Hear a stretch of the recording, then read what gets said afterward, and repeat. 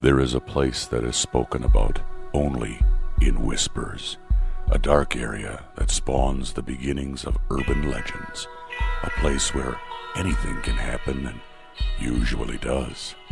During the light of day, it hides just outside of view, but when the sun goes down, spirits, creatures of the night, roam free, and things do go bump in the night. It is in every state and every country, and there is no escaping it, no matter how safe you feel behind your locked doors and latched windows. So we invite you to turn down the lights and turn up your radio while we join Dave Schrader and Tim Dennis, your hosts, on a journey into the darkness on the edge of town. Hello and welcome. You're tuned into the best in paranormal talk radio. This is Darkness Radio. I'm your host, Dave Schrader. That cuddly guy over there, that's Tim Dennis. Hey, Tim. Hey. Buddy, I don't, right, yeah, on your chin. No, over a little bit. Yeah. Yeah. Is that McRib sauce, Tim? As a matter of fact, it is. Oh, come here and let me lick your goatee. Okay. Let me. Oh, yeah, oh right God. There. Yeah. That's a little bit too much tongue. I mean, it kind of dial it back a little bit. Oh my God, McRib is back, Tim. It is. I know. The McRib gods have heard our pleas. The delicious nectar of the gods is back spilling forth. I bring this up at the beginning of the show because you don't need to tell us, folks. Right. You don't need to send me links. Yeah. We know. We've been eating them all day. Yeah, if anybody knows, we do. It's December 2nd. You know, Krampus, screw him. Santa, who needs him? Tim. McRib is here. I mean, delivered early in the month. If anybody has the McDonald's app, who do you think has the McDonald's apps? I mean, these two guys, you know, I mean, come on. Boy. Oh, my God. Who do you think has the McRib finders? I mean, these two guys. Yeah. Well, it's been pretty disgusting because the McRib finders the last 3 years have not been real successful. Right. They're in not, the state of Minnesota. They're not accurate. Yeah. Either that or you've got some real jerkwads out there who tell you, I found one in the Libertyville area. And then you drive out to Libertyville and they're like, we don't have McRib. Right. Yeah. Yeah. I probably last year made the trip to 5 or 6 different ones claiming to have had McRibs, and there were none in Minnesota to be found last year. No, there weren't. No. But we found them. Look at our rounded bellies and barbecue stained fingers and faces to prove it. Mm-hmm. If you listen, you can mock, you can send me hate mail about McRibs. You know what? It's gone on deaf ears for 53 years. It's not changing now. I love my McRib. Yeah. And you know what? I for the first time in a long time, I know we've been very, very hard on McDonald's, Dave. I know we've chided, we've chastised, we've screamed, we've yelled, we've kicked our desks, we've screamed like little babies at the top of our lungs year after year, fall after fall. But for the first time since 2012, I think we've got to just say thank you, McDonald's. Thank you. For providing a small shelter in the storm that is COVID and the suctitude that is 2020. And thank you for bringing a small bit of love that is the McRib in this hell that is the COVID storm of 2020. Oh, yeah. What a life. Oh, God. Thank you, McRib. You know what pairs well with McRib sandwiches, Tim? What's that? The Holzer Files every Thursday night on Travel Channel at 10 p.m. Eastern. Oh, yeah. 9 p.m. Central. This week, Blood in the Water. Hans Holzer believed a grisly murder haunted Staten Island's conference house, where in 1776, a last-minute meeting failed to stop the American Revolution. But when we return, we're led to the water's edge, where terrible truth awaits. That's a brand new episode this Thursday of the Holzer Files. And then remember, right afterwards, folks, you can jump over to my Facebook page or the Darkness Radio YouTube page. Go subscribe so you don't miss it. Get the alerts. We do a live after show where we've got special guests. This week, I'm going to be speaking with a very special guest, a member of the Lenni Lenape tribe, to go deeper into the history of the Native American culture, their beliefs in ghosts, the paranormal, and why this haunting still prevails all these years later at the site of Staten Island's Conference House. Check it out. This was one of my favorite episodes to film this year because of the history. Oh, God, Tim, I got to stand in the room where Edward Rutledge and Benjamin Franklin tried to negotiate peace with the King's men in order to stop the American Revolutionary War. But when it would not take, Franklin took a stand. All three men took a stand and said, nope, we will not bow to you. We will not break. America is great, and we will fight you. And they did, man. It was so amazing. Wow. And we got to stand in that room right where they had that conference. Wow. But that's only 3 hours of the place's history in its entirety. 3 hours for that moment, and that's what it's known for.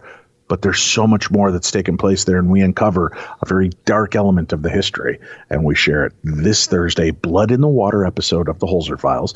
And then, like I said, right after, go check out my Facebook page and or my YouTube page, Darkness Radio, and you'll be able to watch us as we do our live Darkness Radio Presents Holzer's Ghosts. For those of you that can't watch live because it's too late for you, we understand that. We make it available as a podcast the next day on Friday. That's right. As long as the Holzer Files are on, we'll have special episodes every Friday for you to check in on. So make sure you check that out as well. All right, Hey, Tim. wait, hey. What? Hey, What? hey. Yeah, what? You What? want some Huh? history? I want history. You want some history? That's what I said. I want some history. Fresh up in our archives, my friend. Have you ever said to yourself as you're watching the Holzer Files, man, I wish Dave and Hans would have got together and talked just once. Just once, the two of them would have got in a room and hashed it up together, chopped it up together. I wish. As the kids say, chopped it up. Well, you know what? They did. Hans Holzer and Dave Schrader did get together, and they did talk once. It happened on our show, and it's up now in the archives. That's right. So Yeah. make sure you go check out the archives of our program. Very cool. It's a great opportunity for you to check out the Holzer Files beginnings, because really that's where I met Alexandra and Hans Holzer. That bond between Alexandra and I began that day. We remained friends all those years ago. I don't know if I told you this, Tim, but you know, you get those little memories on Facebook. Mm-hmm. This year, I get this memory pop up, and who's it from? Alexandra Holzer. I didn't even remember this. I feel ashamed for not remembering this.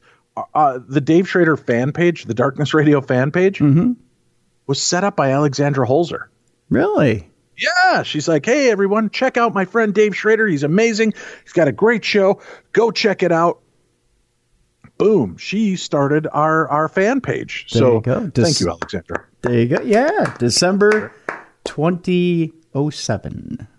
Was that it? Yep. Well, no, yeah, but she started it like 10 years ago. It was the 10th anniversary. So in like 2010, she launched the fan book page. I'm for just us. Like, saying yo, that's well, the when episode, that's when the episode is. Yeah, it's December of 2007. So Cool. Yeah. Very cool. Yeah, so go check that out, and you'll hear a very cantankerous Hans Holzer. Remember, folks, this was coming into his twilight. I think he was only around for one more year after the recording. We were his final radio interview. yeah. How old was he? Was he 88?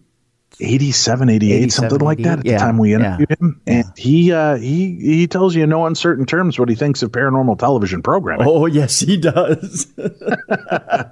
It's and I talked with Alex last week on Holzer's Ghosts. I said, your dad, I called you afterwards. I'm like, I don't know if I should air this. He's an angry man. And she said, Dave, that's my father. Air it the way it came out, because that is who he is. Mm-hmm. And you'll hear a very angry Hans Holzer. But again, you have to understand, this guy busted his butt. And by the time we were interviewing him, not many people remembered Hans Holzer, sadly. Right. Yeah. But you knew Jason and Grant, and you knew Zach, Nick, and Aaron, and you knew the cast of Most Haunted. Mm-hmm. So all of this hard work of people like Ed and Lorraine Warren, Hans Holzer, D. Scott Rogo, Dr. William Roll, all of these kind of precursors, they were kind of pushed to the wayside as though these new investigators were really setting the standard. And I'm so glad that I'm a part of the Holzer Files and able to take the story further. That's all I got to say about that. Oh, yeah. Yeah. We do have an email, Tim. Okay. I'm going to do my best because I have a feeling this was typed on a cell phone. And so it's although he gave me lots of great spacing to read this, there's a few typos, so I'll bumble through. I apologize. Hi, Dave. I've listened to your podcast for around 3 to 4 years now, and I've always thought about sending through a couple of my own stories, but I hold them close to my chest and haven't told anyone about them. As of 10 minutes ago, I cannot help but to reach out.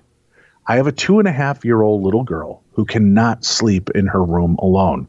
And I know, yes, a lot of people have this problem, but some nights, like tonight, she is hysterical and can't go back in. So tonight, I'm in Australia, by the way, me and my mate are enjoying a few Rougarous. That's Australian for beer. And my little girl is in bed. My partner and I, along with my mate, are sitting in my shed. My missus 3 months up the duff, listening to a few country songs. My missus is 3 months up the duff. I don't know what that means, but I'm guessing she's squealing pretty good. My little girl walks out of her room, down the front stairs, across the 200 meters to the shed, walks around the corner, and just starts to hug me. I ask, "Are you okay?" She replies, "No, Dad." "What's up?" She replies, "I can't tell you, Dad. I don't know."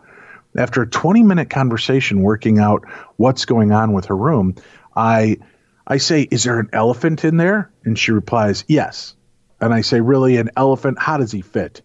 Then she whispers very quietly, while shaking and crying, "He's a black man with red on his face." I said, "What?" She replies, "I don't know." I ask, "Should Dad go in and tell him to go away?" My little girl cranks it up a notch and says, "No, no one goes in there, or he'll get you." Talking to my little baby, I ask,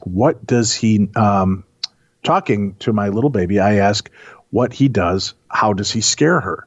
She just shakes her head and says, "Just don't, Dad."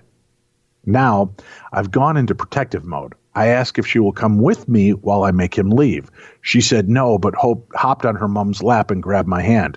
I put my uncle's beads with a cross on it around her neck, even though I don't believe in God as such. I do believe in something bigger and more powerful than just us. I'm just not sure what it is yet.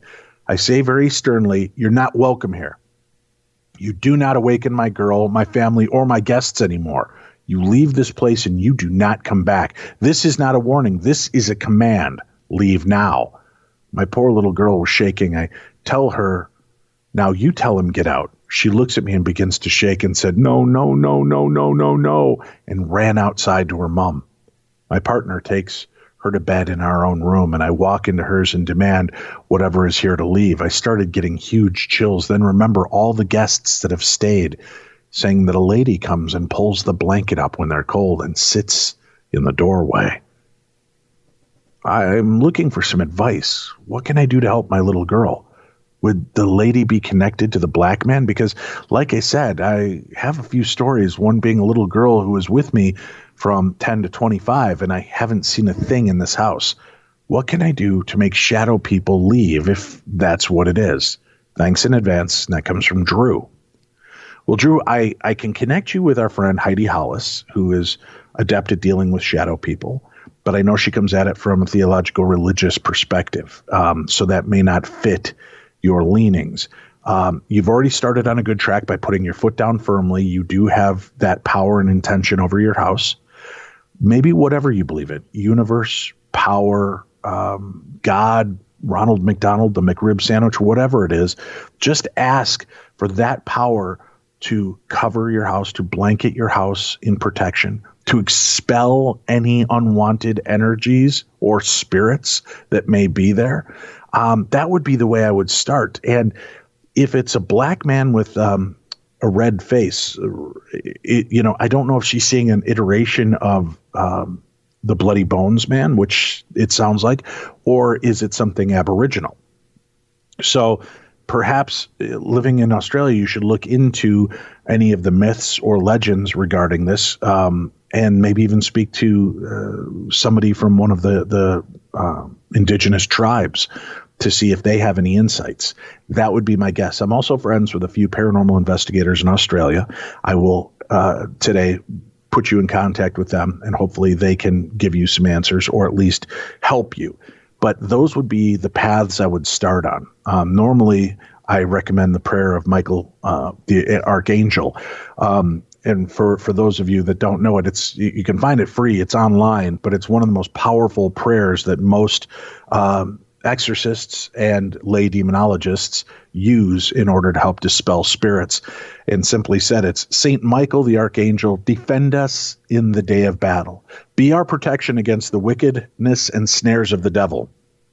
May God rebuke him, we humbly pray, and do thou, O Prince of the heavenly host, by the divine power of God, thrust into hell Satan and all evil spirits who wander through the world seeking the ruin of souls. Amen. And by saying those prayers in and about the house and in those rooms, leaving the doors open all the way out and going room to room, that's one of the techniques that I've used repeatedly in my dealings with the supernatural when it seems to be a darker, more frightening entity. So that might be something you could try if you're willing to go that theological route. But again, I don't know if then we fall into that category, Tim, of, if you don't have the faith, it won't work. Some would argue that, but honestly, I believe even if you have just even a shred of faith, that will work. Yeah, gosh, I hope so. Please keep us abreast of the situation, Drew. We'd love to know. And like I said, I'm going to do my best to connect you with people that I know, trust, and like in Australia to see if they're able to help you and get answers for you. Okay? So please stay strong. Keep doing what you're doing. You're being a great dad. That's the most important element of all of this. So just stick with it, be strong, and help out. All right. Some interesting news, Tim. Okay. I'm a huge fan of the Alien franchise. Yeah. Unabashedly, I love all 4 movies. Number 3, I think, is the weakest of the batch, but I love all 4. I could go as far as say I love all 6. Remember, there were 2 Alien versus Predator movies. There were. I was going to say that's a strong limb you're climbing out on there, my friend. I do. I love them. I love those in the Predator series. Unabashedly, they are some of my favorite movie serials. I have no problem with it. I love the campiness of some of them. Okay. I love them so much. And Sigourney Weaver's portrayal of Ellen Ripley, such a strong, well thought out character, well developed, well rounded person, impressed me so much. My daughter is named Ripley because, and here I sit looking on my desk. I've got an alien figure, glow in the dark alien figure, right in front of my monitor as I do the show. I love the Alien series. Now there's been those 2 new kind of prequels that came out. Yeah. Yep. The first one I wasn't real keen on. It really took to the end to kind of give you that vibe that the aliens were involved. Then there was the second one, Aliens Covenant, which I thought was better, but I felt like they were, I don't know. I just feel like Ridley Scott maybe was following too many archetypal tropes instead of the originality of a lot of his series. Right. Yeah. Of the series itself, I should say. But there's an Alien TV miniseries in development right now. So the future of the Alien franchise has been in uncertainty following the lackluster box office of Ridley Scott's 2017 Alien Covenant. But rumors of an Alien television miniseries are being kicked up thanks to a new Deadline interview with Fargo and Legion showrunner Noah Hawley. Now, Deadline first reported in March of 2019 that the former Fox film chief Stacy Snyder fended off an attempt by Hawley and FX to take the Aliens franchise and turn it into a miniseries. But that was before the Disney-Fox merger. While an Alien miniseries hasn't gained much momentum post-merger, talks about developing one continue from time to time, Hawley says. I know there's an effort to reshuffle a lot of things post-Disney takeover, and it was a conversation that I had a couple of years back. Hawley told Deadline about the miniseries.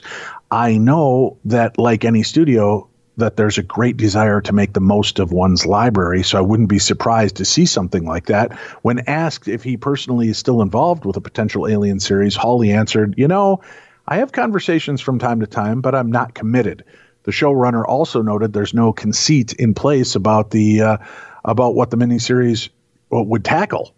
And hang on a second, it just jumped on me here as I'm reading this article.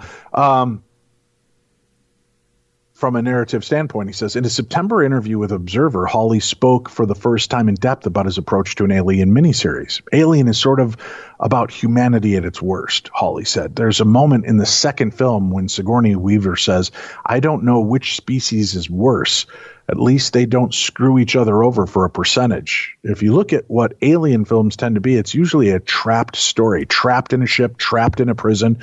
And because the alien has this life cycle to it where it goes from egg to chestburster to xenomorph, there becomes a certain routine to it. Hawley continued, I thought it'd be interesting if you could expand. If you're going to make something for television, you've got 10 hours, let's say. Even if you have a lot of action, like 2 hours, then you're still going to have about 8 hours left. So what is the show about? That's what I tried to talk to them about. A Hawley created Alien miniseries, he said, would take a page out of the Legion playbook. Hawley developed his FX comic book series by taking the superhero stuff out of the show and seeing if it's still a great show. As he told Observer, suggesting a similar approach to see if Alien miniseries would even make sense. Let's take the alien out of the show, Hawley told Observer. What's the show about? Now, just in reading that, Tim, yeah, it sounds like The Walking Dead, because that's the same kind of steps. It seems like, okay, it was the idea was the dead have come to life, but really the show doesn't surround the dead so much as it does the living. The interplay between the survivors. Mm-hmm. You know, I don't know how I feel about an Alien TV series. Here's the problem I've always had with The Walking Dead and the length of The Walking Dead, though. And here's the problem I could see with an Alien TV series, an ongoing Alien TV series, is this. The magic of the Alien movies is that the threat of the alien is so great that it is frightening. Okay. And that the alien itself is frightening, and that the threat of the alien continued to escalate. It got bigger and badder as movies went on. The only time that they got a little ridiculous is when that threat stopped being bigger and badder. And in that, if you take the threat out of it and the alien is just now existing like it does in the Walking Dead universe, like, okay, I don't know if you've watched any of the newer stuff like Fear the Walking Dead or even The World Beyond. You've got whether you call them walkers or empties or whatever you call them. Even this newer generation, they're just walking around and, oh yeah, we were born with this, so it's kind of no big deal. They're just kind of around, and we just take them out whenever we need to. Whether you fear them or you don't fear them, eventually you get over your fear, and we're just focusing on the storylines and their window dressing. At that point, right, you've taken out the main threat.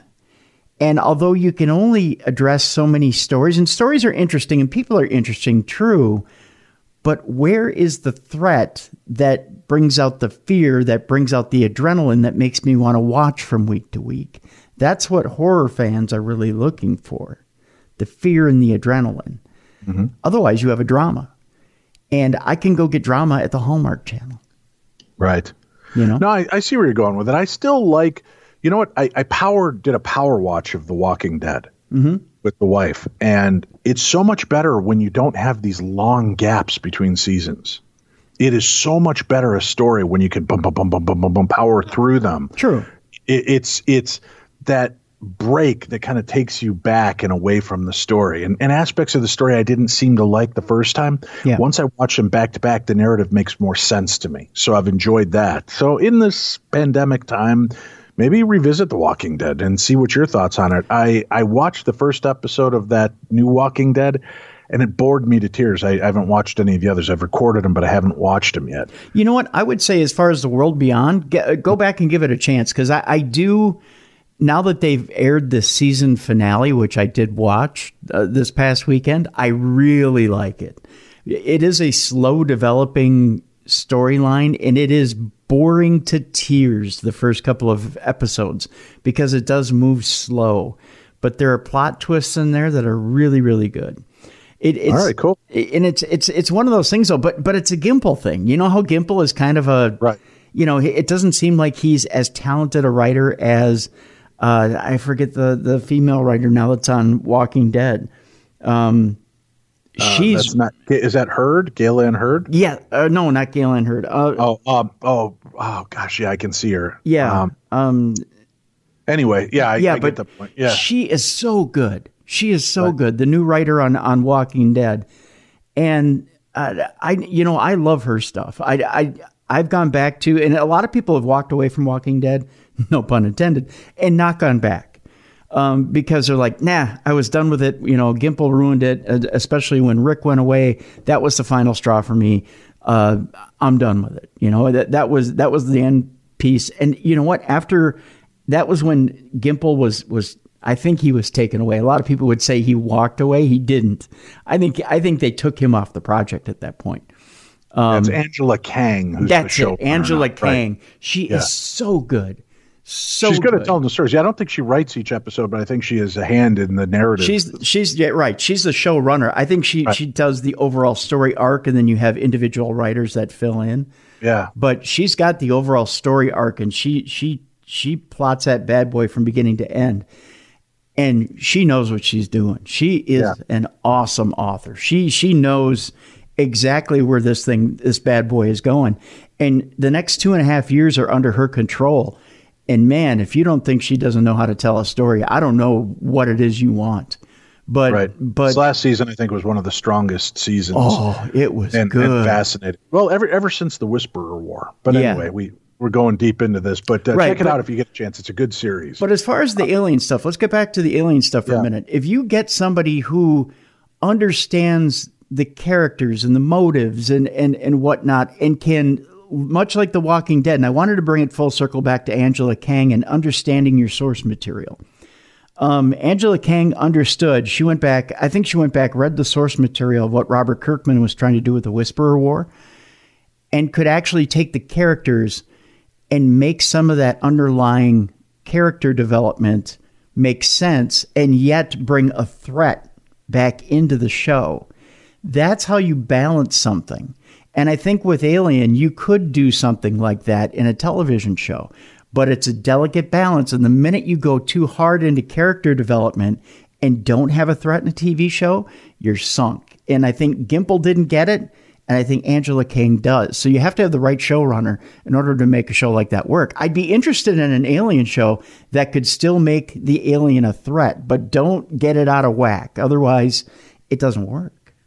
You know what? The one thing I like about the Disney-Fox merger in this kind of vein is the fact that one of my favorite stories, and I'm not an X-Men fan. I like them. They're okay. They were never my go-to. I was more of a Spider-Man guy. Okay. Was The Brood. And I always thought it'd be great for them to bring The Brood, but I always thought they're going to get sued because that is so close to the Alien story. Well, but now that they're both under that same umbrella, they can do it. Right. It would be great to see The Brood, which is more of an intelligent, speaking, weird species of alien. That's exactly why Fox never did it. Yeah. They never did it. And now that Disney and Fox are the same company, you may see it, but it's not the target of their first movie. Right. But they probably will do it. Chris Claremont, when he came up with The Brood, it was a direct ripoff of Alien. I mean, there's no doubt about it. Chris Claremont, as much as he was a good writer, he was never a genius. I mean, the good years of Claremont and Byrne were a lot of John Byrne cleaning up Chris Claremont. Chris Claremont had some decent ideas and some good ideas, but John Byrne really was his good second that came in with a great idea to back up, Chris Claremont. Byrne and Claremont worked great together, but they never got along. And that was kind of why John Byrne split and went to do his own thing. But The Brood would be an awesome movie. It would be a great movie. And in this day and age where CG is so inexpensive, as opposed to 20 years ago, it would be a great deal. Now, as far as Fox, You're gonna be surprised when I tell you this, because I'm such a huge X-Men fan. I never really liked the X-Men movies out of Fox. No, the First Class, I think, was the best of all of them. Yes, that was the best out of all of them. Yeah. The very first X-Men movie, I was only lukewarm about. The second one, I loved probably the second best. The second one was pretty epic for its time. That's the closest they got to getting it right for the original X-Men. But First Class was the best out of all of them. I can't wait for the triumphant return of Hugh Jackman as Wolverine and X-Men the Musical. Oh, God. I want to punch things out whenever I think of Hugh Jackman as Wolverine. I love Hugh Jackman as Wolverine. No. I do. No, there could have been better. It just, well, I suppose your hatred then for my who I think should follow up, which would be Zac Efron. Oh, stop it. Stop it. All right, let's get moving. We got more news. Speaking of aliens, betting on aliens. Tim, I'm telling you, there is a soft rollout going on. Maybe not even so soft. Disclosure is here, brother. Everybody just needs to be aware that this is what's taking place in 2020 with the undercurrent of what's going on in the world. Obviously, we all know what's going on with the political positions and with, COVID. But there's been a lot in 2020 regarding Alien.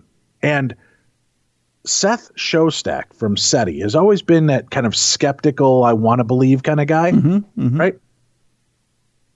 Look at this headline that just came out. Okay. SETI Institute scientist says we'll find aliens by 2036. Just launched media venture The Debrief, where I'm getting this article from, has an eyebrow-raising scoop. Search for extraterrestrial intelligence. Institute senior astronomer Seth Shostak is willing to bet you a full cup of coffee, Tim, that we're going to find aliens by 2036. It's a whole $5, huh? According to Shostak, as the processing power of computers tasked to listen to distant signals from the cosmos doubles every 2 years or so, computers will be able to monitor more and more channels on which extraterrestrials might be communicating. SETI doubles its speed roughly every 2 years because the speed is largely dependent on computers, the astrophysicist told The Debrief in an interview. So, just follow Moore's law. And I bet everybody, not just you, Tim, everybody a cup of Starbucks. We're going to find something by 2036. Contrary to popular belief, it's computers, not humans, listening to the signals. We don't sit in front of the computers and look at the data, Shostak explained to The Debrief. That would be kind of like watching millions of TV channels all at the same time. And by 2036, the SETI Institute's computers will have improved enough for astronomers to have looked up at about 1 million star systems, according to Shostak. And it's my gut that says 1 million is the right number to have found something. Shostak also pointed at the discovery of countless new exoplanets, which he opined allow us to gain new perspective on what kind of life forms may possibly be out there. So Seth Shostak coming out saying he's sure of this, and 2036 is not that far away, my friend. I don't know if we have the right. Granted, that's one of the as close to the right people telling us that as possible that aliens may be. Well, when the guy in charge of search for extraterrestrial intelligence is coming forth claiming that within the next, 15, 16 years, we're going to have some answers, I'm going to listen. But with that said, there was another article that came out this week. All right. You're familiar with the WoW signal, right? Yes. Yeah. The Big Ear radio telescope in Delaware, Ohio was disassembled back in 1998, having operated for more than 30 years. It was replaced by, of course, a golf course, Tim. Big Ear was never the world's biggest radio telescope, nor was it most sensitive. But Big Ear nevertheless made one of the most famous observations in the history of astronomy, one that till this day has never been explained. Throughout the 1970s, Big Ear searched for signals from extraterrestrial civilizations, and on August 15th, 1977, it found one. A strong intermittent signal lasting 72 seconds. That stood out from the background noise like a searchlight. The team quickly ruled out a terrestrial origin or a broadcast from a satellite. Nevertheless, the signal was so powerful and unusual that Jerry Ehrman, the astronomer who analyzed the data printout, annotated the signal with the word "wow." The director of the observatory, John Krause, later gave a detailed account of the observation. The "wow" signal is highly suggestive of extraterrestrial intelligent origin, but little more can be said until it returns for further study, he wrote in a letter to the astronomer Carl Sagan. The Big Ear team continued to observe the same part of the sky as have others, but the "wow" signal never returned. Nor has anything like it been observed in any part of the sky. Krause and others have even searched for stars that could be the source of the signal. We checked star catalogs for any sun-like stars in the area, and we found none, wrote Krause. To this day, the "wow" signal remains unexplained and unrepeated, which is why the discovery this week of a probable source is extremely significant news. The finding is the result of some clever sleuthing by an amateur astronomer and the creation of a fabulous new 3D map of the galaxy. First, some background. Back in 2013, the European Space Agency launched the Gaia Space Observatory to map the night sky, to determine the position, distance, and the motion of stars with unprecedented accuracy. So far, Gaia has mapped more than 1.3 billion stars, allowing astronomers to begin creating the most detailed 3D map ever made of our galaxy. The mission is expected to continue until 2024. Gaia's new star map was significantly improved and has improved our understanding of the galaxy and the stars within it, and this gave amateur astronomer Alberto Caballero an idea. The Gaia database is now significantly more detailed than the star catalog that John Krause studied in the 70s. Perhaps the new database might reveal the source of the "wow" signal, is what he reasoned. So Caballero repeated the search, looking for sun-like stars among the thousands that have been identified by Gaia in the region of the sky. By sun-like, he means stars that share the same temperature, radius, and luminosity. The search returned just one candidate. The only potential sun-like star in all the "wow" signal region appears to be 2MASS 1928198-2640123, says Caballero. This star sits in the constellation of Sagittarius at a distance of 1,800 light-years. It is an identical twin to our sun, with the same temperature, radius, and luminosity. Of course, Caballero's work does not mean that the 2MASS 1928198-2640123 must have been the source. He points out that there are many stars in that region of the sky that are too dim to be included in the catalog. One of these could be that source. And there are some 66 other stars in the catalog that Caballero identified as potential candidates, but with less strong evidence. These match the sun's temperature, but data about their luminosity and radius is currently incomplete, so future data releases from Gaia and other mapping projects may yet reveal them as matches. But as of this moment, 2MASS is our best bet and a good candidate for future study. Caballero says an obvious goal would be to look for signals of exoplanets orbiting that star.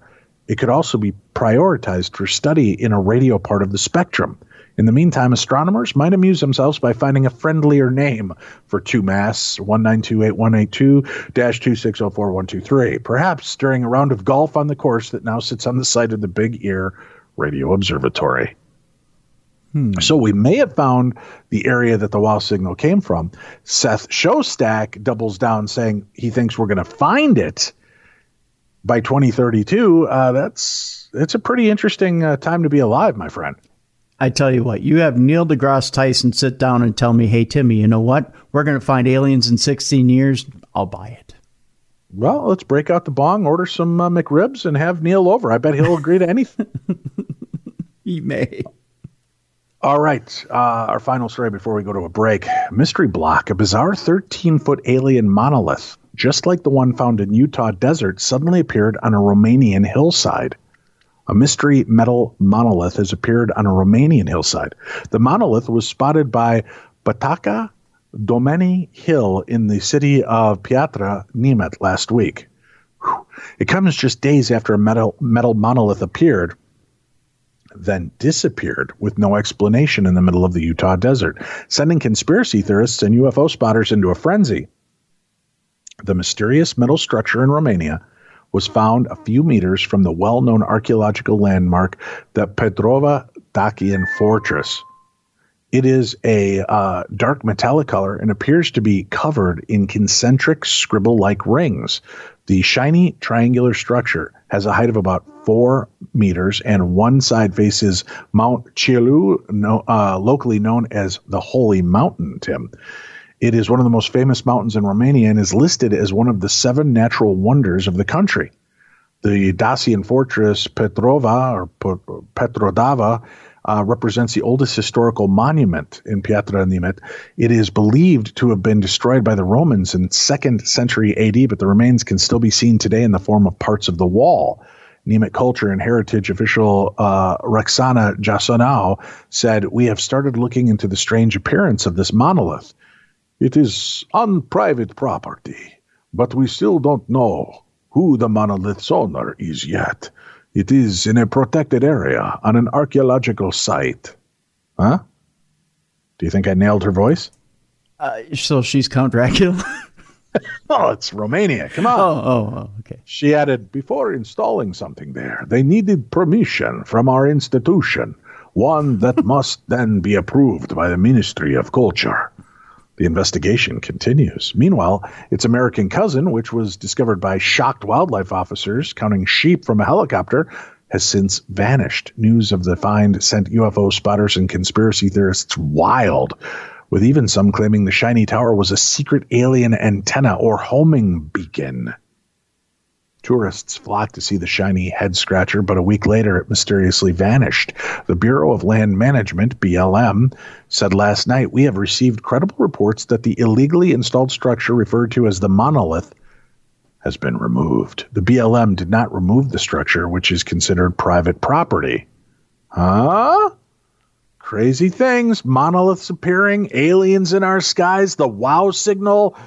Tim, with the return of the McRib, I'm wondering what they are sugarcoating for us. I'm still stuck on a helicopter up there counting sheep. I mean, you'd fall asleep and slam into a mountain. That's all. That's what I would have thought. Yeah. Yeah. Yeah, I think you'd conk out, and that would be the end of it. Yeah. Well, Tim, they asked for it. I'm going to deliver it. Australian listener sent me a story and dares me not to make fun of part of it.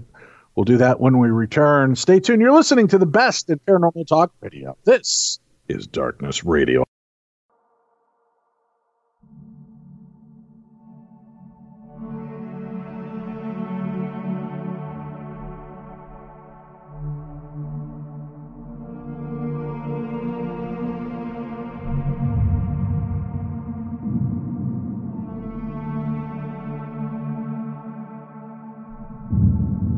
Welcome back to the program. This is the best in Paranormal Talk Radio.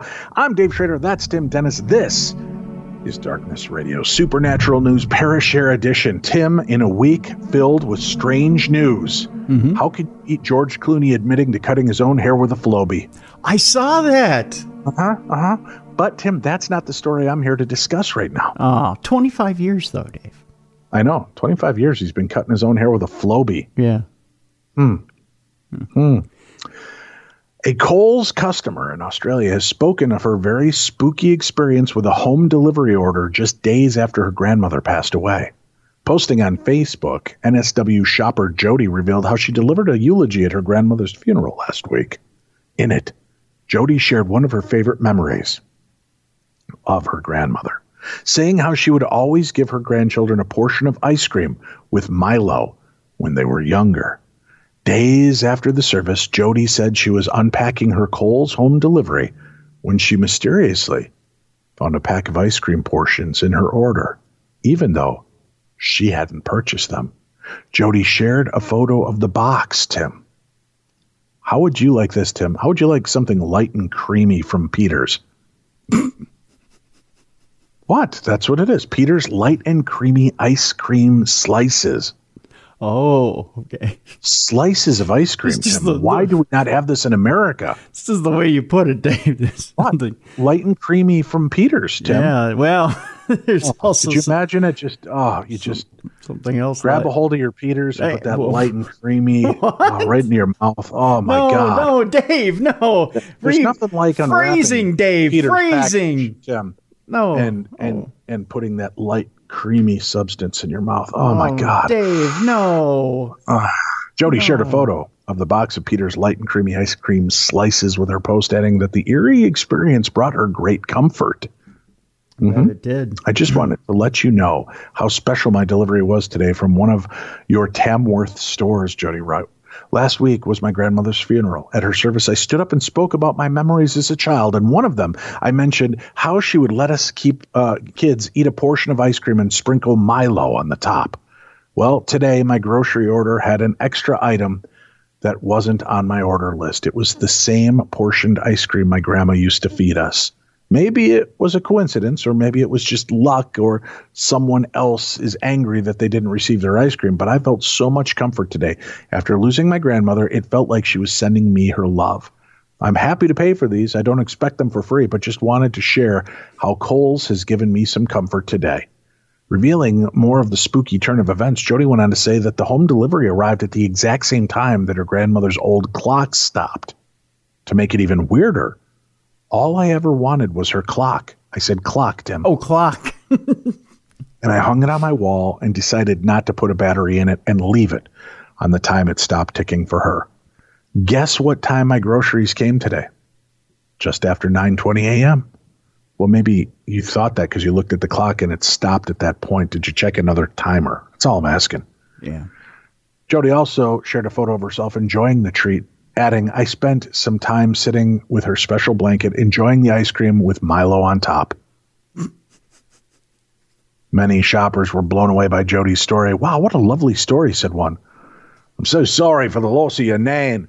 I'm sure she was sending you an ice creamy goodness message. Another added, your nan must have had a lot to do with it. A Kohl's spokesperson told 7news.com.au that the supermarket was happy to offer Jody comfort during this difficult time. It's been a challenging year for many of us, so we love to hear heartwarming stories like this from our customers. It's one of the few times like you're happy to get the wrong order. Well, yeah. I mean, anytime you can get some creamy substance out of a Peter, everyone's happy. Yeah. It's a good deal. Yeah. All right, Tim. They're goading us is what they're doing. They're goading you and I into some kind of strange battle. People, Tim, have drawn the line of what they believe. Because every week I get stories like this one addressed. Share this with Tim, please. Uh-huh. Tyndall Air Force Base to begin using robot dogs to patrol. Tyndall Air Force Base will soon begin using robotic canines to enhance security and surveillance patrolling on base. AFIMSC's Tyndall Program Management Office recently unveiled the first of several new technologies. The robot dogs are known as ghost robotics. Using onboard computers, cameras, and other detection devices, the electronic canines can scout for threats before human exposure to potential dangers, or to allow human defenders to take care of more pressing matters, a release states. 3 QUGV robotic dogs are expected to arrive at the Florida base shortly to be incorporated in the 325th Security Forces Squadron operations to enhance perimeter defense and installation safety, better equipping airmen to execute the mission today and in the future. Now, they were smart about this, Tim, because I'm going to send you a picture of the dog. Okay. You'll notice that there's one major detail about this that even the creators must have thought, you know what, well, we don't think that the Alien or Terminator uprising is going to happen, but just in case, just in case, let's not give them a head or a mouth to bite us with. See those pictures? I'm looking. Yeah. Yeah. So they're more like they're going to knock you down and pad you with their robotic paws. Oh, that is still creepy, though. Look at that Yeah. thing. Look at that thing. Dave, if it did have a head and jaws, you know what that thing would be eating? What? You know what they'd feed it? Ribs? No, nuts. No. They'd feed it nuts. You know what kind of nuts, Dave? Kind of nuts. Human nuts, Dave. Wait, what? Human nuts. The thing would like walk nuts right and up bolts. and it would chew your nuts off, Dave. It would chew your nuts off. Well, if they wouldn't, our next story might reveal what will chew our nuts off, Tim. What's that? Because our listeners, they're in syncopation out there. That story was sent from a totally different person than this story. And I love how there's always a yin to the yang, Tim. No, that'll chew your yin yang off too. I'll tell you that much right now. Definitely the yang in this relationship. I want you to know that. Are you ready for this story, Tim? You had your little row with AI, big deal, dogs. Sure. Well, how about this, Tim? Okay. I just want you to just let this headline marinate for a few moments. Okay. Dead minks infected with a mutated form of COVID-19 have begun rising from graves. Oh, God. Uh-huh. Right, here we go. Minks infected with a mutated strain of COVID-19 in Denmark appear to be rising from the dead, igniting a national frenzy and calls from local officials to cremate mink carcasses. While the site itself is certainly terrifying for the residents of West Jutland, a region of the country grappling with confirmed COVID-19 cases connected to mink, there is a likely scientific explanation for the zombie emergence from their graves.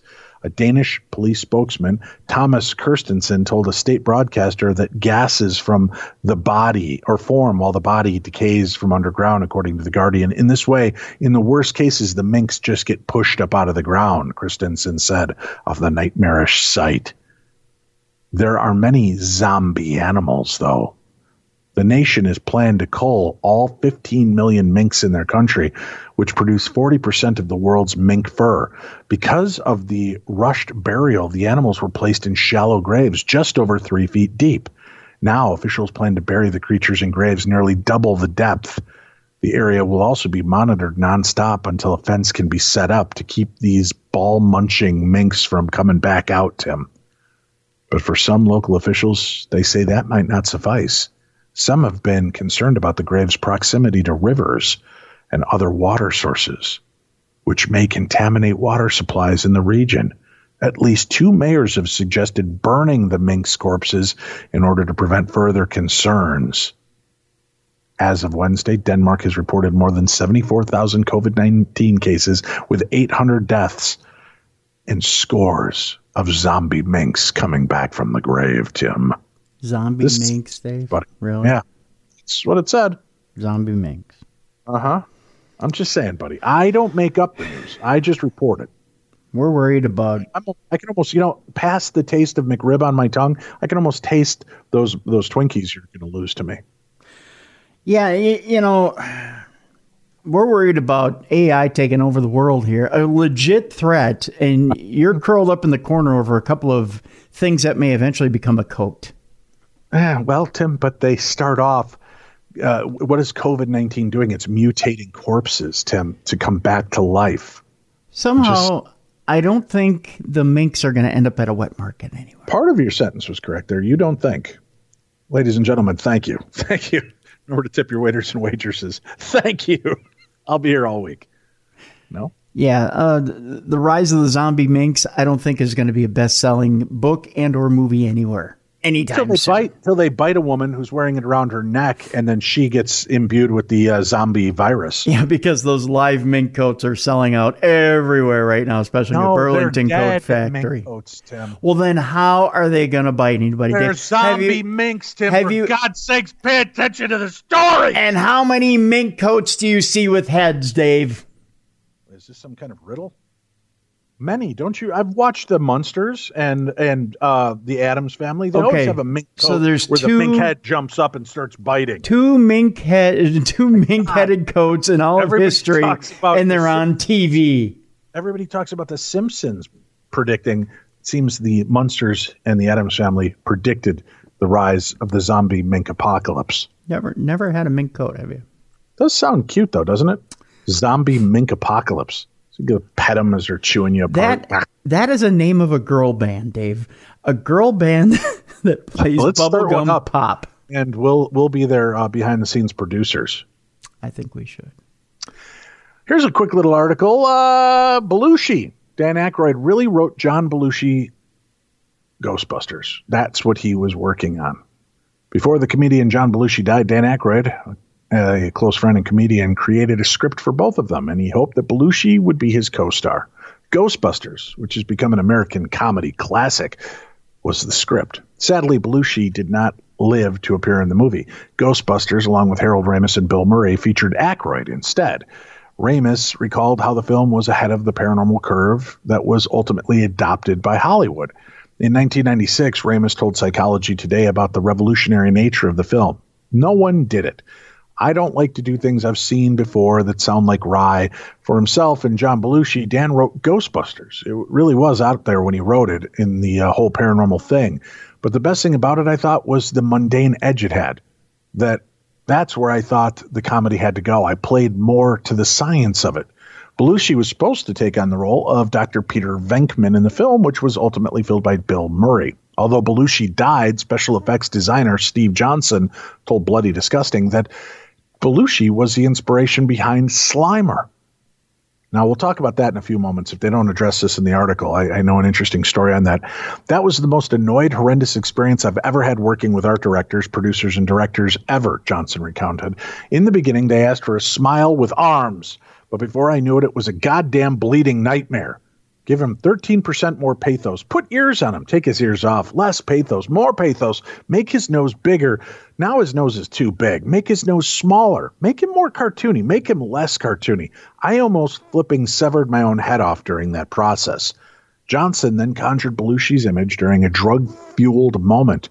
So I pulled out a stack of headshots of Belushi, poured a gram of Coke on it, and started chopping lines up.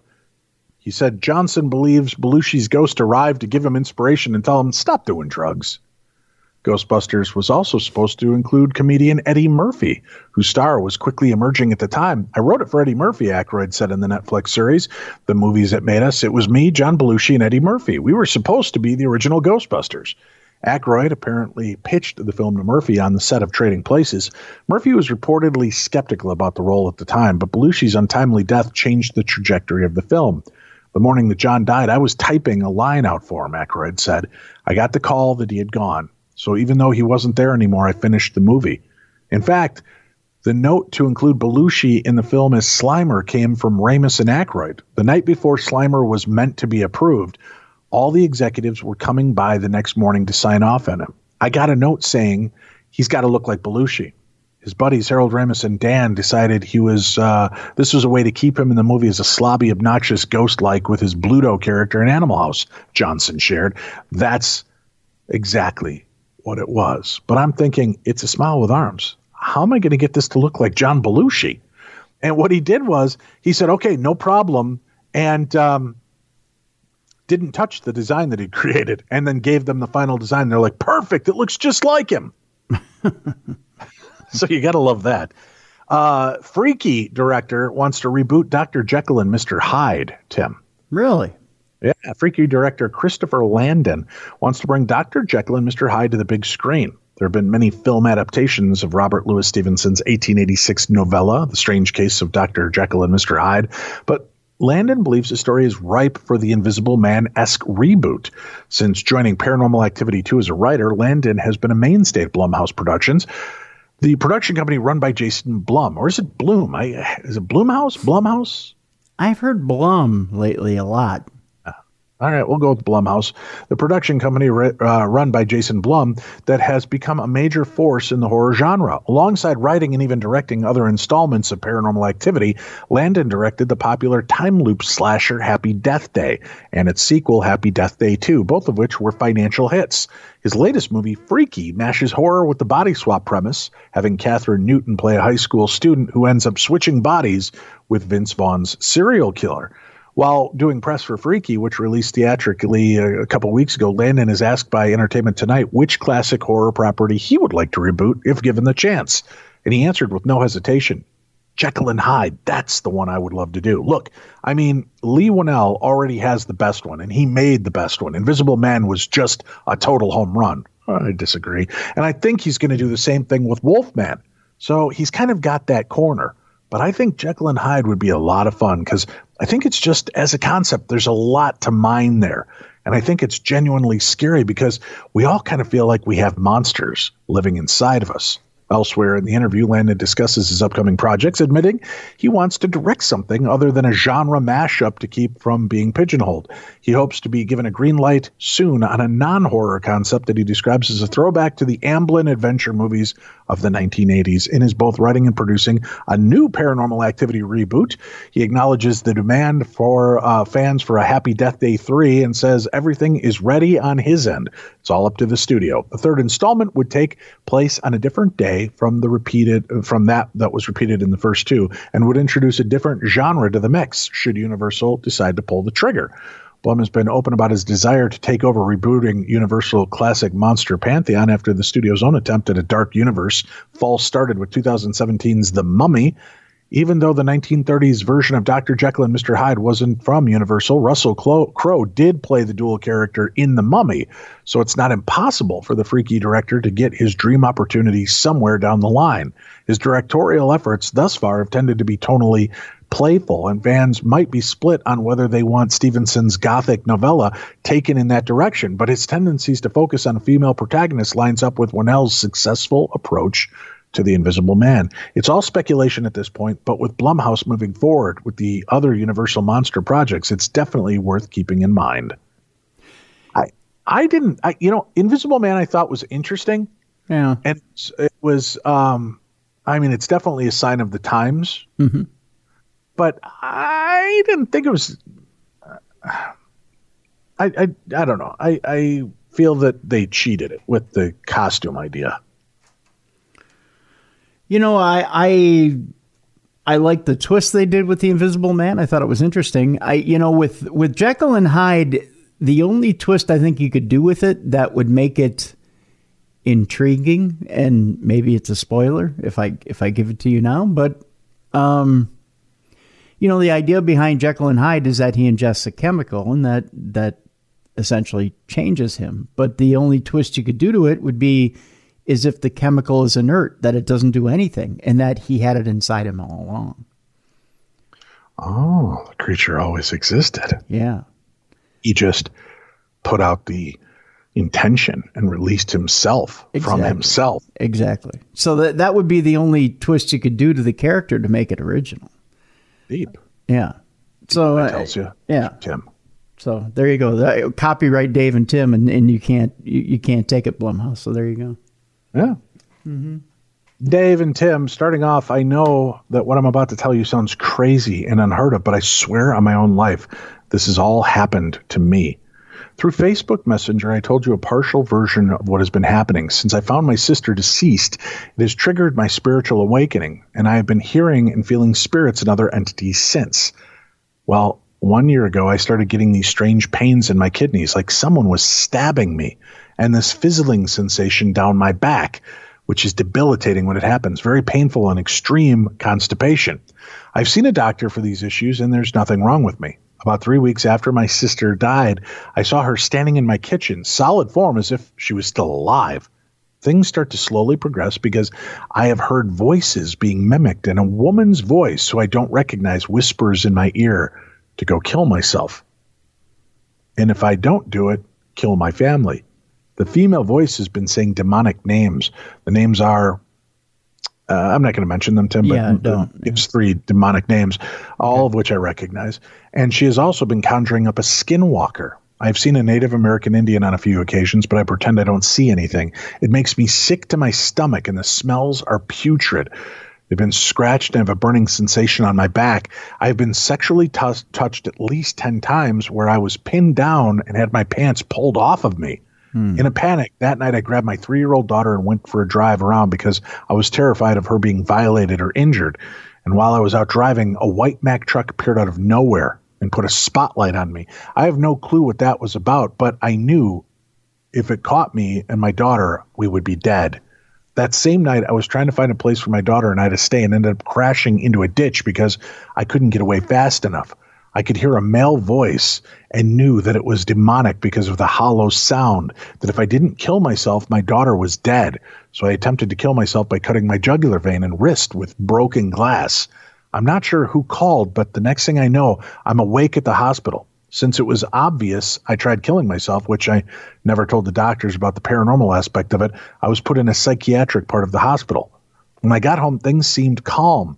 I went to the store around 9 p.m., and when I pulled up to my home, I noticed movement in the corner of my eye and realized there was at least 30 demonic creatures surrounding me. They were completely blended into everything. Had holy water, so I put that on me and on the inside of my cart to keep them away. One of the voices kept telling me to go to sleep and kept saying that. I kept my car on, but was terrified that if I moved, they would cut me down in a split second. Somehow they killed the battery in my car and were starting to move closer. I just pounded on the horn and flicking the high beams until one of the neighbors called the police, and thank God they came because it would have been the end of my life, and asked the officer to stay until I was in my house. That night I couldn't sleep because of the sheer terror I saw, and I felt like I was having a heart attack. I still to this day will not sleep alone, and around 4 a.m. I went to check on my family, and they were all in my house, blended into everything, down even into my dog's toys. Wait. Because of the sheer terror, blended and everything. Okay, didn't understand that sentence, but we'll move on. The same male voice said if I didn't go outside, he would kill my family. So I stalled until around 6 a.m. when there was light, and I did what he asked, but because of the sunlight, they were gone. I see these dog-like things in my house that look like miniature English bulldogs. I've been having sleep paralysis, and on 4 different occasions I woke up and I sleep with my whole body and head covered. I didn't think I was in the dimension or I was awake in my dream state because of this odd silence. And I felt things laying on me. I accidentally touched one of what looked like a dog's back leg with black hair, and it was peace. One night I woke up paralyzed, a cat-like man thing sitting at the end of my bed, and by the grace of God, my dad happened to be coming down the stairs, and it just vanished. The last night I had sleep paralysis, there was a black blob about the size of a basketball with tentacles wiggling around my head. Lastly, I have come home a few weeks ago, and it was the day that I looked up and saw a massive black figure standing on my roof. All of the activity has seemed to be focused at me because the rest of my family only felt a light touch and stuff in their peripheral vision. Since all of this, I'm still being tormented. I'm worried about my daughter's safety. I'm unsure if she can see it. I did reach out to a local paranormal group, and they performed a blessing, and since then I am safe indoors, but I will never go outside at night for very long. Please believe me. I really need help, and this is so terrifying. I'm scared of being scared to death, literally. Thank you for responding to me on Facebook, and I hope you all can help me. I'm not going to say this person's name, because it's horrific what they're dealing with. Mm-hmm. I'm going to forward this email to 2 different people, because I of course, Tim and I are not adept at dealing with this, but Bill Bean, who we've worked with, is a good place for you to check. And then he is somebody that's helped out a lot of our listeners that feel like they're dealing with something demonic. And I'm going to send you in connection with Robert Major to see if he might be able to help out, because he seems to have a good grasp on some of this high weirdness in the demonic realm as well. And I only get positive reviews from anybody that's met with either of these 2 gentlemen. So we wish you the very best. Stay strong for you and your daughter. And, I don't know. I would maybe go in and just talk to a neurologist as well, because if you're having sleep paralysis, that might be a neurological issue that's opening you up for these type of attacks, psychologically, spiritually, and so on. But talk to a sleep specialist, see if they can map out anything that's going on that you might be dealing with. And we wish you the very best. Thank you so much for writing in, and may you be blessed and protected. That's all I can say. So for all of our listeners out there, throw your intention, blessing, and healing towards this woman and her family to keep them all safe from harm. And please do us this favor. If you feel like you're losing grasp on it and you want to hurt yourself or someone else, call 911. It would be better for you to be put into an institution for a couple of weeks. I know that sounds harsh, but it would be better for you to be separated from them so that you could deal with these demons on your own and maybe even get the rest you deserve. but don't act on those. You've been so strong up to this point, and it seems to be trying to wear you down. Break its cycle. Put yourself in the hospital. I know you feel that there's an element of weakness or that people may look at you weird for doing that. That is the strongest move you'll ever make, is by separating yourself from that location and your family. And even if they're threatening, listen, if they're threatening and they haven't done it yet, they're not going to do it. They're just playing a game with you. So separating yourself from them will make it safe for all of you. Okay? So consider that if you get to that point of wanting to hurt yourself or feel like you have to hurt somebody else in order to sate these requests. So I hope that you will look into doing that and take care of yourself. All right. A couple other weird stories to cover here, Tim. Okay. In Indonesia, paranormal activity banned as shamans clash in search for missing children. An unsolved case of 3 missing children in North Sumatra is causing controversy in Indonesia, sparking a clash between local police and shamans and resulting in authorities banning all paranormal activities in the area to restore calm.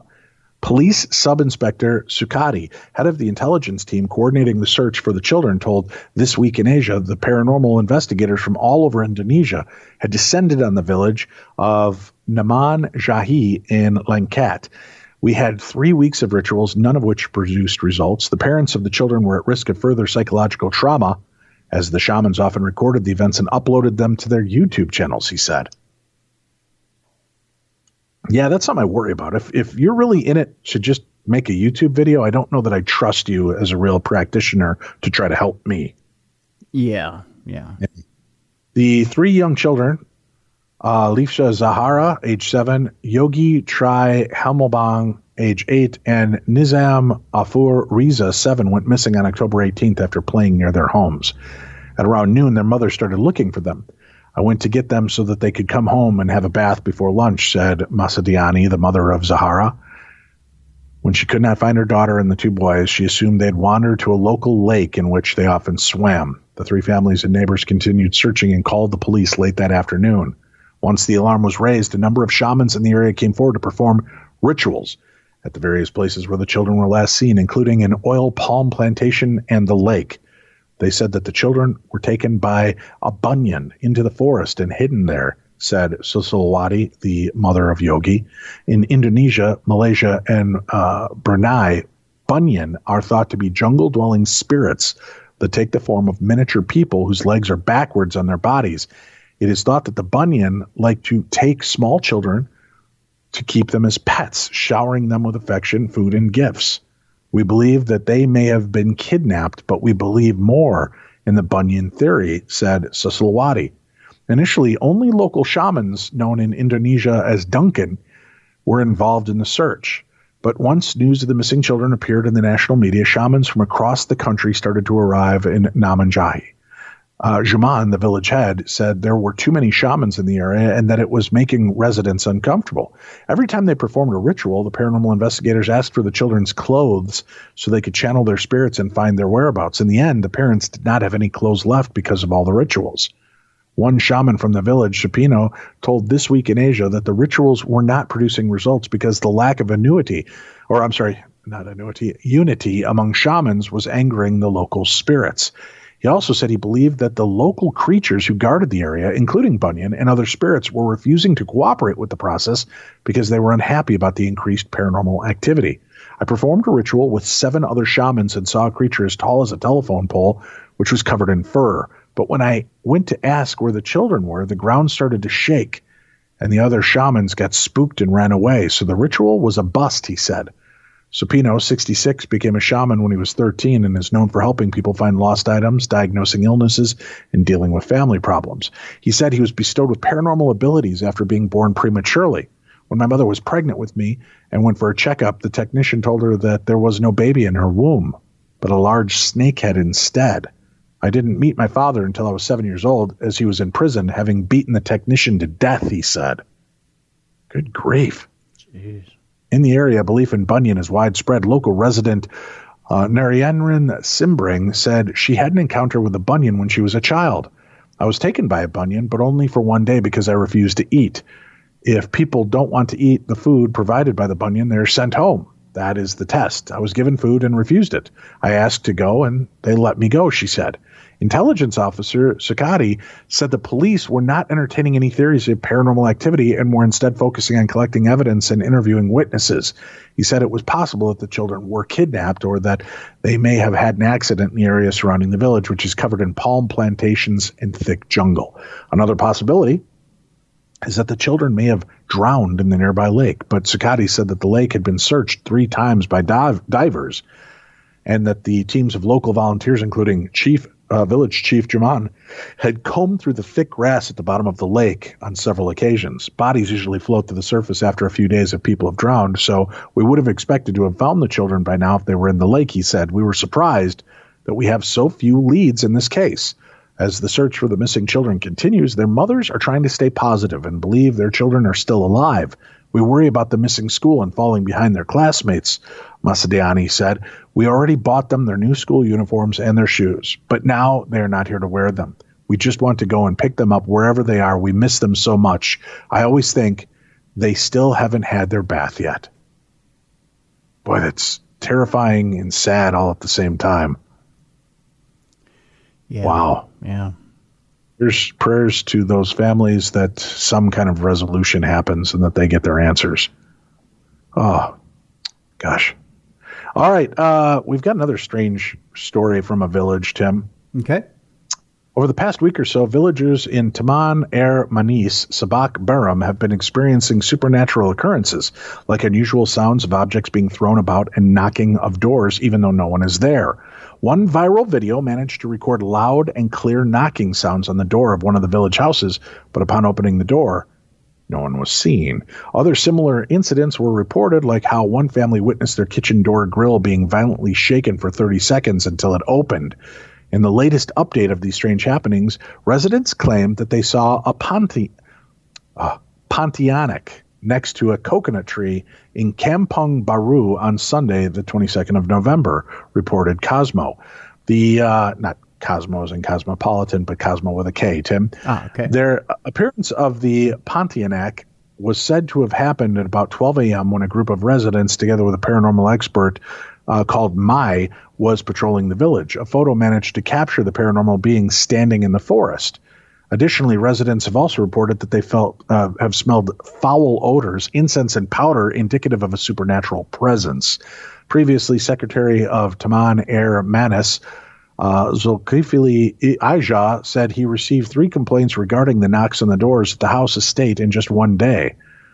The knock on the door that occurred in the house estate has been going on since November 19th. The complaints received at the time were 6 complaints, and it became a total of 9 complaints, he said. For that, we regularly conduct patrols to ensure the safety and security of the residents of the housing estate. The Saru of this housing estate will hold a Yazan recitation and prayers in the near future. Let us all pray to Allah that this disturbance ends soon.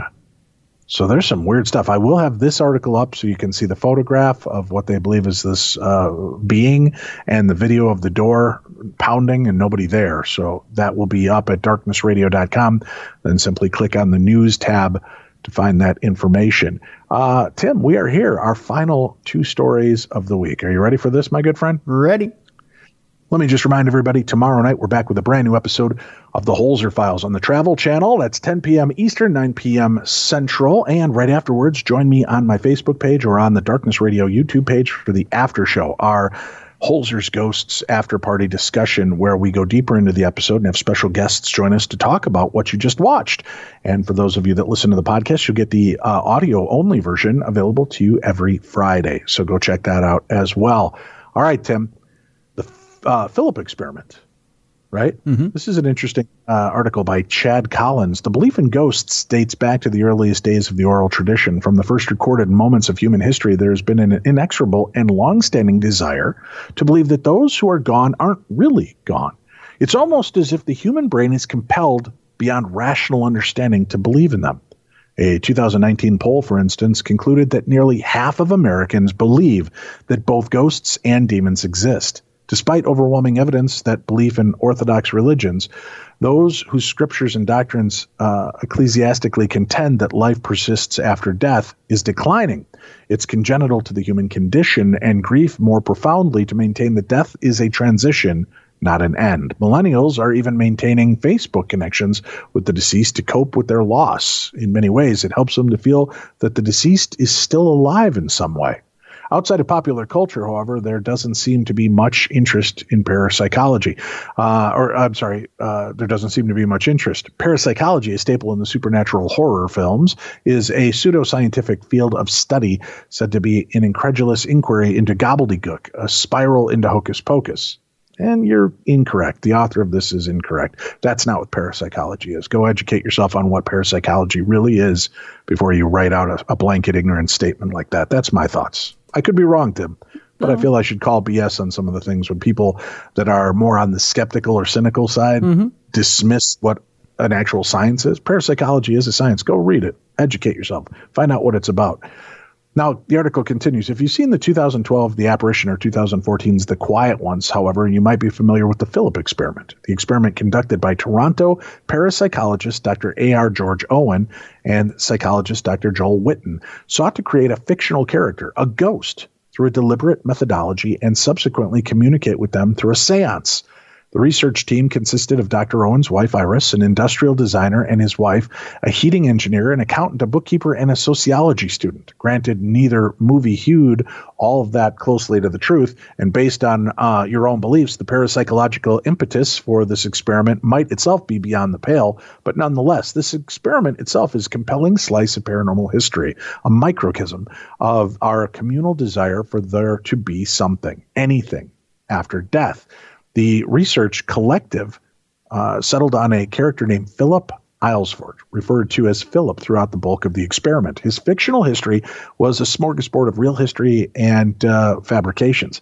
Per the experiment, Philip was born in England in 1624, served in the military throughout young adulthood, and was subsequently knighted at age 16. Philip was serving in the English Civil War, where the parliamentarians and royalists went to war over issues of England's governance and record on religious freedoms. When he met and later became a close ally for Charles II, King of Scotland, England, and Ireland until his deposition in 1651, and later king from 1660 Restoration until his death in 1685, Philip, though, never had a chance to see much of Charles' rule, having fallen in love with a Romani girl. She was accused of witchcraft and burned at the stake. Despondent, Philip died by suicide in 1654. He would have been 30 years old. The group worked tirelessly to contact their invention, their fictional Philip, hoping that by sheer belief in him, they could, in effect, will Philip to exist, will and make contact with some kind of spiritual entity. These attempts proved unsuccessful. Dr. Owen then changed the experiment conditions, altering several key environmental variables, dimming the lights, for instance, to more closely resemble a conventional seance, an attempt to communicate with spirits whose earliest roots are perhaps best dated to the early French metaphysical tradition. After Dr. Owen made these changes, participants reported phantom breezes, vibrations, vocal echoes, and a rap, rap, rap sound whenever questions were posed to Philip. The table was said to tilt and move about the room without human contact. Aggregate audio, visual, and participant accounts documented the phenomena, though Philip was never said to have appeared to the participants themselves. The study, naturally, was immediately criticized for its tenuous adherence to the scientific method, including, but not limited to, a lack of a control variable, ambiguous data analysis, and the methodological veracity of a seance itself. Similar experiments were thus conducted, a sort of paranormal replication with ghosts named Lilith and Humphrey. Now, while participants in those conditions similarly reported supernatural phenomena in the room, not phenomena, Tim, that's a different thing. That happens with Minks, phenomena. Right, yeah. Results were nonetheless inconclusive. Principally, critics point to both confirmation bias. The participants interpreted phenomena as evidence of Philip to confirm existing beliefs that Philip was indeed real, and that the ideomotor effect, the phenomena used to explain Ouija boards, whereupon the human body makes subconscious involuntary movements, much like a hypnic jerk, suggesting the movement of the Ouija's planchette when it's really not the case, to explain witness accounts of the presence in the room. Whether the data is true or not, whether the parapsychologists really were able to create a ghost, largely rests on pre-existing spiritual beliefs. If you're inclined to believe in ghosts, you're inclined to believe in the Phillips phenomena. If you're not inclined to believe in ghosts, well, you're likely not inclined to believe in the Phillips phenomena. As a kid, my mom, this is the author of this article, as a kid, my mom always urged me to stay away from games and cemeteries, Ouija, or even proclamations made to the deceased in jest, erring on the side of it's probably not true, but in the slim chance that it is, just don't do it.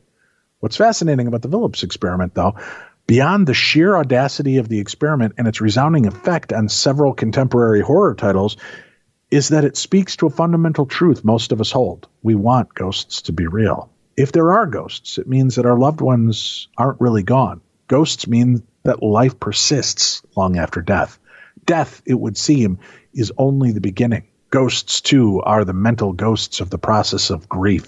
Like Philip, the bereaved can sometimes cling so dearly to memories of those that they've lost, in a way, they will them back to life. While this holds important curative properties as the healing process is inaugurated, it can also yield adverse effects on the process as it continues, stymieing the formation of new relationships and, in effect, trapping the bereaved in a cycle of grief in perpetuity.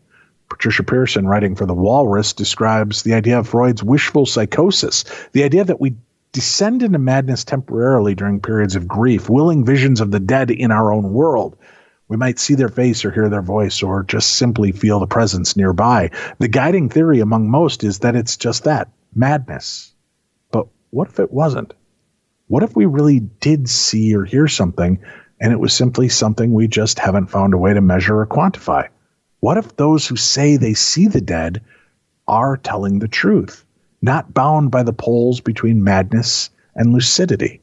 Participants in the Philip experiment were said to be quite adept, quite lucid in their attempts at carrying on conversations with their imaginary guest. New fictional entries in those most pivotal moments of Philip's ostensible life manifested throughout dialogues the participants actively involved in and sometimes actively grieving the horrors of Philip's life.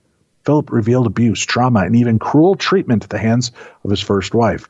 Emblematic, perhaps, not of Philip's own mythos, but the congenital anguish of the participants themselves, and the way that the ghosts are both conduits and effigies of our own pain. That's an interesting concept. I don't know. I wanted to read that story because so many people hear us reference the Philip experiment, but may have no idea what the actual Philip experiment is. Mm-hmm. So you have it, folks. That's the Philip experiment. Our final story is here, Tim. Okay. Sad, but it's here. Remember, folks, you can always write to us, dave@darknessradio.com, to share your supernatural encounters. We want to hear your real claims of supernatural issues, whether you've seen ghosts or chupacabra or bunyips or whatever other creatures are out there. Maybe you've had a Ouija board encounter. Maybe you thought something was paranormal only to find out it wasn't later. We want to hear your stories. dave@darknessradio.com is a way to email me, or better yet, call our Voices from Beyond voicemail, 651-300-4977. And I challenge you to do this with Christmas upon us. Many of you have had to have had Christmas visitations.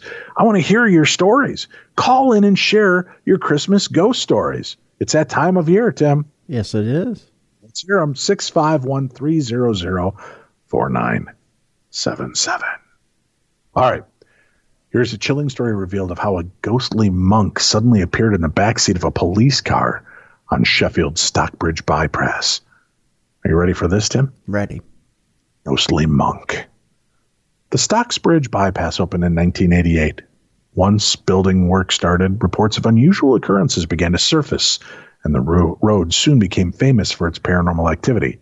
During the time the road was under construction, it was reported that 2 security guards witnessed young children playing in the middle of the site. And as they got closer, the children began to disappear with no footprint evidence left in the trail behind them. Over the years, some motorists have even claimed to have had ghostly apparitions appear in their cars next to them while they're driving. The bypass also has a long-standing reputation as an accident black spot because of the number of fatalities and casualties recorded there.